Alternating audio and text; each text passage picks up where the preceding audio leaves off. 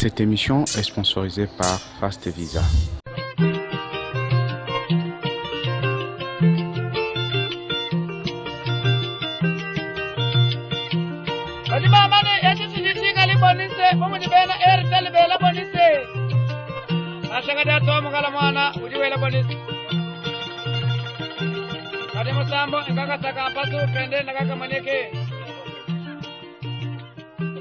Mesdames, Mesdemoiselles et Messieurs, bonjour ou bonsoir selon l'heure à laquelle vous êtes branchés sur la télévision nationale congolaise, RTNC et sur toutes les chaînes partenaires qui relayent cette émission, Dossier de la rédaction.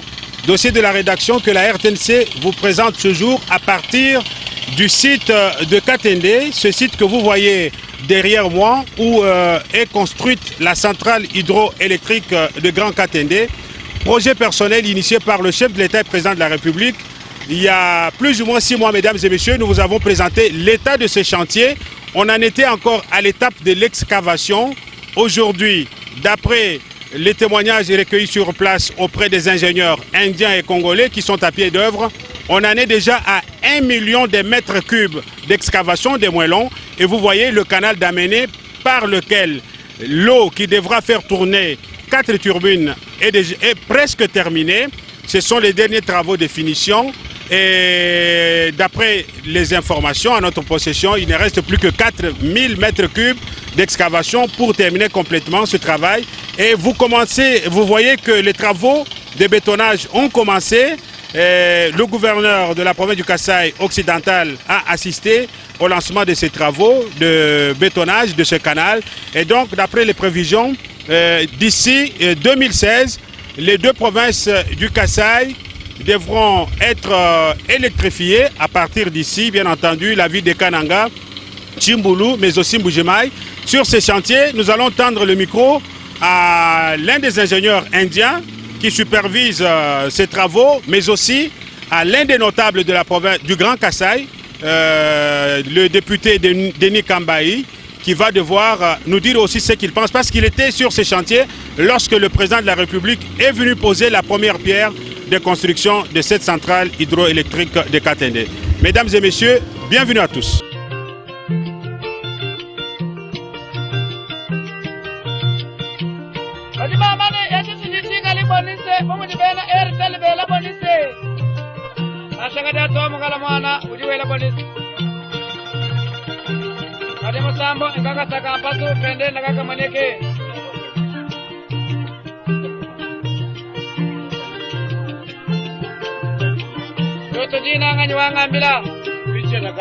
Très fort.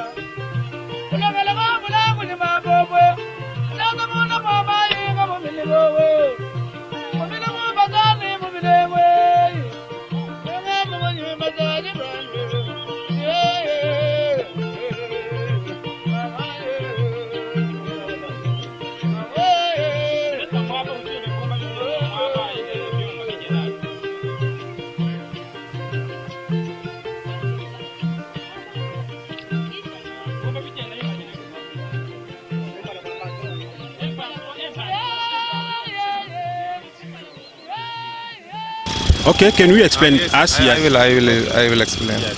As per our giving schedule to our government and to DR Congo government, we are on the right time, and in the coming 1.5 months, we will complete our.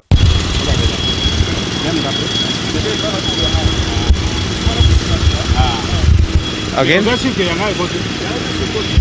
Again? Okay. Again? Yes, you can repeat because It was off. Okay. yes, tell us about Okay. what you are doing here. We are doing very well, and we are in the last stage of the excavation. In the coming 1.5 month, we hope we will complete all excavation work, and from the first week of June we have started the concrete job, and in the coming 5-6 months we hope from all resources we will get material, and we will try to complete our first turbine. And in the coming 2-3 months parallelly we will start the another turbine number 2, and we are very happy. We are getting help from all sources, government and other agencies. So we hope we will complete this project in the time given frame. Yes. Now, what can you tell us about the end of what you are doing here? The end of all the works. Now we are in the excavation last period, and we are doing the concrete job. And after completing the all job, when we complete this all turbines and all machines in the powerhouse and transformer area, when parallelly we are doing some this transmission line job, and we hope from the all concerns from AIL, our GCK, our DR Congo government and our clients, we are getting help from everybody, every agency. We are happy, and we will do this work in the given time. Do you have some difficulties according all things you are doing here, so that we can inform the government of Congo? Yes.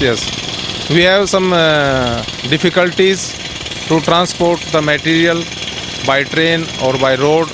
We have too much problem because we have too much material at Lumbasi, and we are unable to transport that material to this Chimblu and after here. So due to this transportation problem, we have delaying some activities due to this transportation problem, because in our nearby area we cannot purchase the project regarding material. It is not possible in Kananga or some nearby. So we have the big problem in transportation, and especially from this SNCC. As the governor of this province, has him done something for you to help you to go abroad with this site? Yes, Excellency has given many times help to us. He has ordered to this office the route, and they have maintained the road. They are improving the road, and parallelly Excellency speak to SNCC, and they are also helping us, and the things are improving day by day. We are happy with the Excellency. Thank you very much, Minister. Okay, thanks to you, and thanks to Excellency, and thanks to our deputy. Thanks a lot.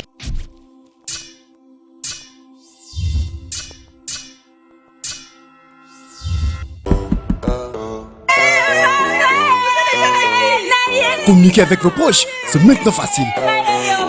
QuickShare, une nouvelle application 100% congolais. Koma, Benga, Tinda Photo, Pesala appel vidéo na QuickShare. Oh, appel vidéo. Hey, papa Bing appel vidéo. Coucou. Voyez les madame. Kitoko makasi. Omoni mana. Namoni mwana koli. Zalales. Wane pana. Yoka et ceux qui ont raté. Chérie, quick-moi quelque chose n'a avancé côté. Na QuickShare. Kobangate. Ezo ya kaka sikoyo. Kabali konda na QuickShare. Okoki kosala basha pe kotindela ba proche na yo mbongo na QuickShare. Yes. Alinga boy. Na QuickShare. kie Kobukanate, téléchargez l'application QuickShare dans Google Play Store, ton Apple Store.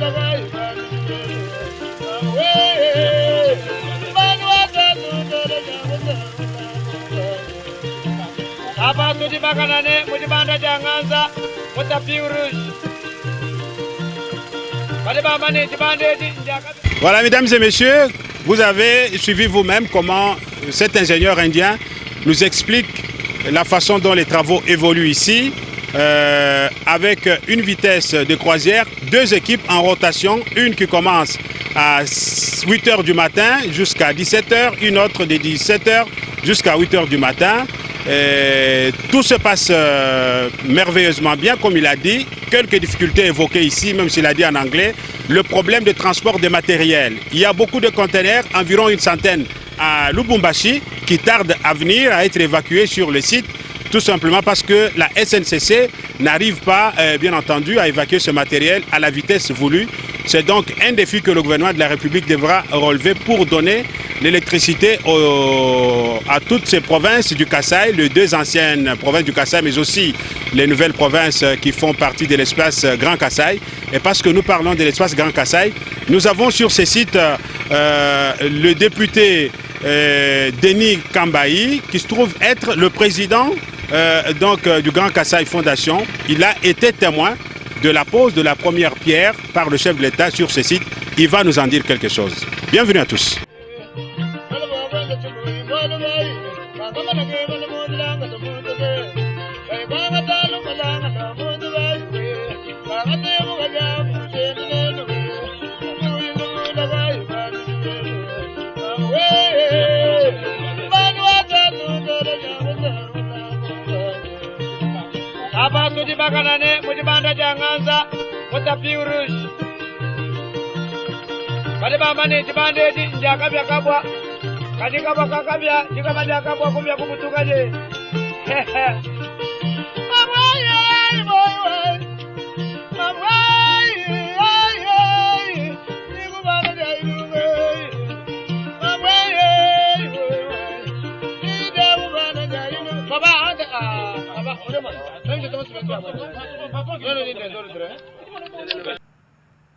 Honorable, vous êtes ici sur ce chantier à Katende, à Kinshasa, d'où vous venez. Beaucoup de choses se racontent. On dit que le projet Grand Katende, c'est un mensonge d'État. Qu'est-ce que vous avez constaté personnellement?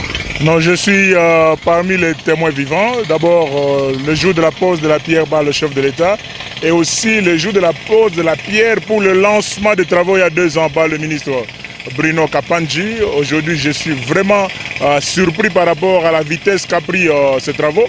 Parce que quand on venait, il n'y avait que la brousse et l'eau.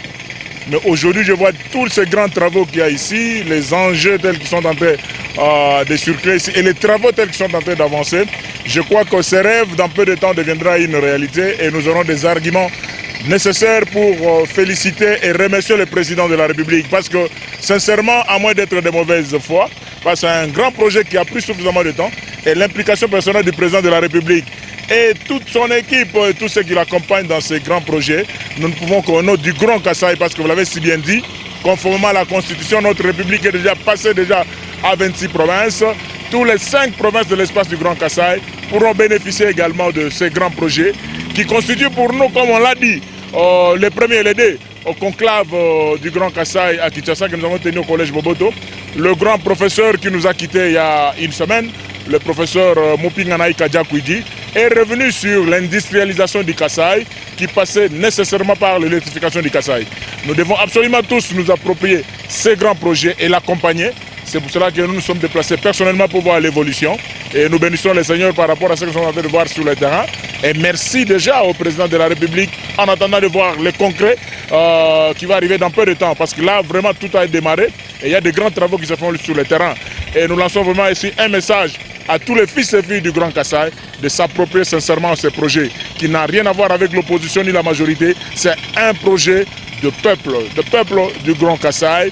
Et c'est donc le président de la République s'est impliqué réellement comme promesse de campagne et nous sommes convaincus qu'avant 2016, nous allons voir les premières ampoules s'allumer déjà dans ce grand espace. Alors, quel message adressez-vous aux opérateurs économiques de l'espace Grand Kasaï? Parce que nombreux seraient tentés d'attendre que le courant soit là, au lieu de commencer déjà à initier quelques projets, notamment dans le cadre de l'industrialisation des petites et moyennes entreprises. Il faut commencer déjà, parce qu'avant d'arriver ici à Katende, j'ai eu pendant mon séjour ici de quelques jours à visiter déjà la route qui va désenclaver le Grand Kasaï et la route de Kalamambouji. J'étais là, j'ai des images et j'ai vu comment cette grande province, le cœur de la RDC va vibrer dans moins de 5 ans. Je crois qu'il y a beaucoup de réalités qui vont arriver ici et on n'aura plus à se plaindre d'être parmi les provinces les plus pauvres. Parce qu'à rapport à cette réalité de l'industrialisation de cette province et le désenclavement qu'il va avoir sur la route de Kalamambouji, il y a beaucoup de choses qui vont se faire. D'où c'est le moment, pour nous qui sommes essentiellement résidents à Kinshasa, que nous puissions commencer déjà à avoir des lopins de terre et des espaces qu'il faut construire. Parce qu'au moment où tout va démarrer, nous risquons d'être en retard. Merci bien, honorable Denika. Je vous en prie. Mesdames, Mesdemoiselles et Messieurs, comme vous l'avez suivi, ce projet d'électrification de l'espace Grand Kasaï, projet initié par le président de la République, Joseph Kabila, présente en effet 3 enjeux. Le premier enjeu, c'est que l'espace Grand Kasaï, au-delà du découpage territorial, va profiter de l'électricité qui va être générée ici, sur le site de Katende, qui va passer par la mission historique catholique de Bunkonde, qui va aller à Kananga et jusqu'à Mbujimaï, parce que avec le soutirage de 200 MW sur la ligne haute tension à partir de Tchimboulou, les 2 provinces, jadis Kasaï oriental et occidental, seront alimentées, mais aussi les autres provinces du Kasaï démembrées seront vraiment électrifiées. Le deuxième enjeu est d'ordre interprovincial, c'est qu'avec les 200 MW soutirés à partir de Tchimboulou, ce courant qui va partir d'ici va alimenter la province du Maniema, la province orientale, mais aussi une bonne partie de la province du Katanga. Donc cet intérêt interprovincial va également booster l'industrialisation dans toutes ces 3 provinces ou 4 donc, de la République démocratique du Congo. Et donc vous comprenez l'enjeu, le deuxième enjeu de ce projet. Le troisième enjeu, c'est que désenclavement et l'électrification de la province du Kasaï oriental, du Kasaï occidental, notamment ce qui va devenir bientôt le Kasaï central, il y a possibilité d'obtenir l'élargissement de la piste d'atterrissage de l'aéroport national du Kasaï central pour permettre aux avions grand courrier d'atterrir directement à Kananga, qui est le centre non seulement de la République démocratique du Congo, mais le centre de toute l'Afrique. Ça va booster l'économie, ça va booster l'industrialisation et le développement va être impulsé à partir du centre pour rayonner sur l'ensemble du territoire national. Mesdames et messieurs, si vous avez aimé cette émission, nous vous disons très sincèrement merci d'avoir été branchés sur la télévision nationale congolaise. Merci également à toutes les chaînes partenaires, notamment la RTM, la télévision qui émet à partir de Kananga, chef-lieu du Kasaï occidental, qui deviendra Kasaï central dans quelques jours, pour avoir accepté de relayer cette émission. D'ici là, mesdames et messieurs, portez-vous très bien en compagnie des différents programmes de la télévision nationale congolaise. Au revoir.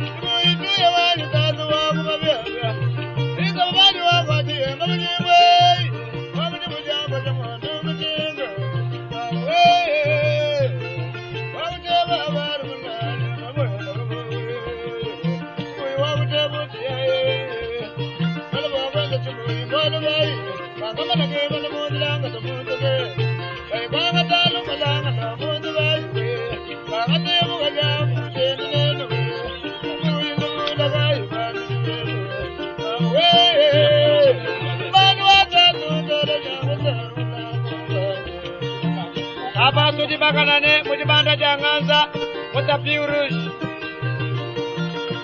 bale bamane jibande njakabya kabwa kadika bakakabya jikamanja kabwa kumya kumutukaje